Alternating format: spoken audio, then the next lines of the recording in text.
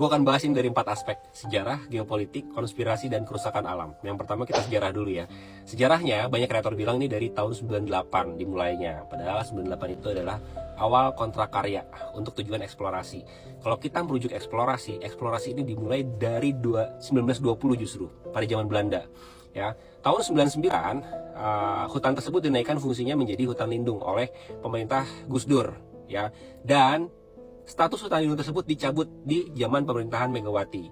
Kemudian eksplorasi ini beda dengan penambangan ya.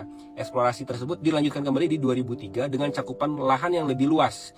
Mungkin pemerintah saat itu berharap ada cadangan emas di sini, mungkin ya, gitu. Dan gue tidak menemukan apapun di zaman pemerintahan SBY karena yang gue lihat si PT GAX ini yang awalnya milik Australia dan sahamnya sekarang lebih besar saham Antam, itu kesulitan mendapatkan izin operasional di pemerintahan SBY.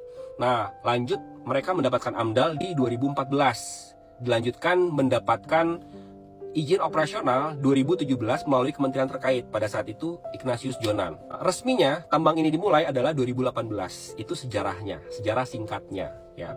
Sekarang kita ke geopolitiknya, ini yang menarik. Hasil tambang tadi, ore nikel itu kirim ke smelter yang ada di Weda Bay, Maluku Utara, di mana itu adalah milik Cina. Sampai di sini kita paham kalau hilirisasi nikel yang dimaksud itu adalah hulunya Indonesia, hilirnya adalah Cina untuk mendukung produksi mobil yang ada di Cina, mobil listrik, di mana Uni Eropa yang lebih dulu memproduksi mobil listrik, menggaungkan revolusi energi di bidang mobil listrik ini, kalah telak dengan Cina. Kenapa? Cina lebih murah dan teknologinya lebih tinggi. Mereka nggak bisa menyaingi, akhirnya sekarang mereka fokus ke mobil terbang. Itu yang terjadi di geopolitiknya.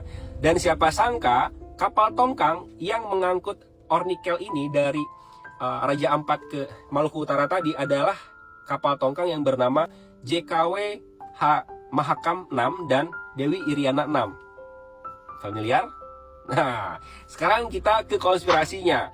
Amerika Serikat yang punya presiden baru nih, Donald Trump, memantik kembali suhu perang dagang antara Amerika dan Cina. Konspirasinya, isu liar yang beredar, Amerika Serikat bekerja sama dengan Uni Eropa menjegal segala macam bentuk produksi apapun yang berasal dari nikel, baterai lithium tadi. Salah satunya adalah mobil listrik dari Cina dengan cara menaikkan isu kerusakan lingkungan melalui Greenpeace. Akibatnya apa? Di Indonesia rame tagar Save Raja Ampat. Kenapa rame? Karena rakyatnya tidak merasa diuntungkan atau rakyatnya makmur dengan adanya penambangan yang masif ini. Ya. Terus yang bagian keempat adalah kerusakan lingkungan. Gue sendiri nggak peduli dengan geopolitik tadi, yang gue garis bawahi di sini adalah kerusakan lingkungannya. Pulau GAX ini pulau ada di tengah-tengah lautan, ya, di mana itu adalah ekosistem laut. Ya, memang jaraknya 20 sampai 40 km dari pusat wisata. Tapi coba kita lihat Freeport. Freeport juga dulu awalnya adalah iceberg. Dilanjutkan kembali izinnya di tahun 988 jadi Grasberg, sampai sebesar sekarang 120.000 hektar daerah tambangnya gitu. Nah, di ekosistem laut ini ada 2000 lebih spesies ikan, ada habitat penyu, ada habitat terumbu karang. Ya, apa jadinya pulau-pulau itu jika dikeruk terus-terusan setiap hari? Maka pulau itu akan hilang dan bukan tidak mungkin akan berganti ke pulau-pulau yang lain di Raja Ampat. Ya, dan saat lo snorkeling, mungkin diving, bukan gak mungkin lo akan nabrak kapal tongkang.